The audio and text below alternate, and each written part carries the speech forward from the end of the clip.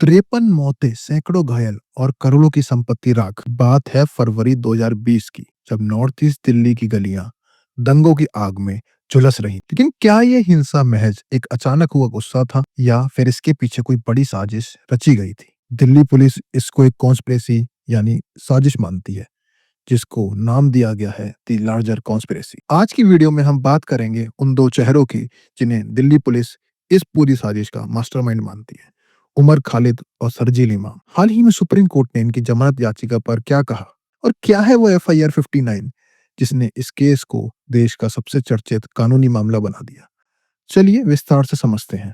इस मामले की जड़ें 2019 के आखिर में शुरू हुए एंटी CAA प्रोटेस्ट में छिपी हैं। दिसंबर 2019 और जनवरी 2020 में शाहीन बाग और जामिया जैसे इलाकों में विरोध प्रदर्शन शुरू हुए। दिल्ली पुलिस के मुताबिक इसी दौरान दंगों की साजिश रची गई। फरवरी 2020 में अमेरिकी राष्ट्रपति डोनाल्ड ट्रंप की भारत यात्रा के दौरान नॉर्थ ईस्ट दिल्ली में हिंसा भड़की। पुलिस का आरोप है कि यह अंतर्राष्ट्रीय स्तर पर भारत की छवि खराब करने की योजना थी। दिल्ली पुलिस की स्पेशल सेल ने FIR 59 2020 दर्ज की। इसमें UAPA यानी अनलॉफुल एक्टिविटीज प्रिवेंशन एक्ट जैसी कड़ी धाराएं लगाई गई। उमर खालिद, सरजील इमाम, खालिद सैफी और गुलशिफा फातिमा समेत 18 लोगों को गिरफ्तार किया गया। पुलिस ने 17,000 पन्नों से ज्यादा की चार्जशीट पेश की। पुलिस का दावा है कि ये दंगे चक्का जाम के जरिए दिल्ली को ठप करने और सरकार को झुकाने की एक सोची समझी साजिश थी। पुलिस ने व्हाट्सएप ग्रुप और भड़काऊ भाषणों को सबूत के तौर पर पेश किया। पर सबसे रोचक बात यह है कि अनुराग ठाकुर, परवेश वर्मा और कपिल मिश्रा जैसे बीजेपी नेताओं पर भड़काऊ भाषण देने के आरोप लगे।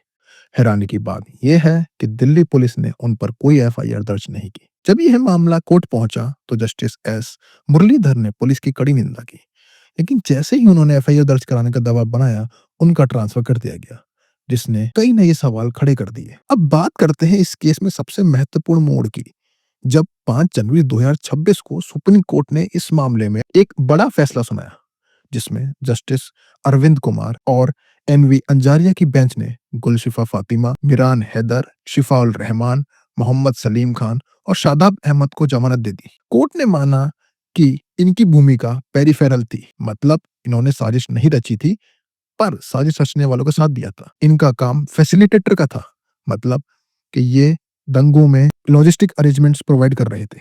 उमर खालिद और सरजील इमाम की जमानत याचिका खारिज करते हुए आतंकवाद की परिभाषा को एक नया विस्तार दे दिया। कोर्ट ने इन दोनों को दिल्ली राइट्स का मास्टरमाइंड माना। फरवरी 2020 के नॉर्थ ईस्ट दिल्ली दंगों की साजिश में सुप्रीम कोर्ट का ताजा फैसला न केवल कानूनी जगत में हलचल पैदा कर रहा है, बल्कि विरोध प्रदर्शन की भविष्य पर बड़े सवालिया निशान लगा रहा है। इस फैसले का सबसे चौंकाने वाला पहलू चक्का जाम को UAPA की धारा 15 के तहत टेररिस्ट एक्ट मानना है।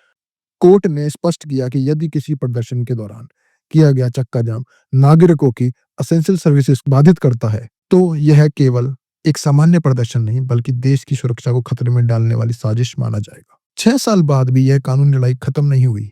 जहां एक तरफ कानून के जानकारों का मानना है कि यह फैसला आतंकवाद की परिभाषा को और व्यापक बनाता है, तो सवाल यह है कि अगर चक्का जाम आतंकवाद है, तो कल को farmer protest, tribal protest, student strike में कौन तय करेगा प्रोटेस्ट और टेरर की लाइन क्या है? फरवरी 2020 के दिल्ली दंगों की आग आज भी कानूनी गलियारों में सुलग रही है। जहां एक ही FIR के तहत किसी को आतंकवादी मानकर जेल में रखा गया, तो किसी को पेरिफेरल रोल के आधार पर राहत मिल गई। पर क्या आपने कभी सोचा है कि जिस चक्का जाम को सुप्रीम कोर्ट ने अब टेररिस्ट एक्ट की श्रेणी में रखा है, वह कल को किसान आंदोलन या छात्र प्रदर्शनों का भविष्य कैसे बदल देगा? और क्या वाकई भड़काऊ भाषण देने वाले नेताओं को छोड़ देना और प्रदर्शनकारियों पर UAPA लगाना न्याय है, या फिर एक तरफा जांच? आज सवाल सिर्फ उमर और सरजील का नहीं, बल्कि आपके विरोध करने के कॉन्स्टिट्यूशनल राइट और टेररिज्म के बीच खिंचती उस धुंधली लकीर का है, जिसे समझना हर नागरिक के लिए जरूरी है। आपका इस फैसले पर क्या सोचना है? कमेंट्स में अपनी राय जरूर बताएं। वीडियो को लाइक और शेयर करना ना भूलें।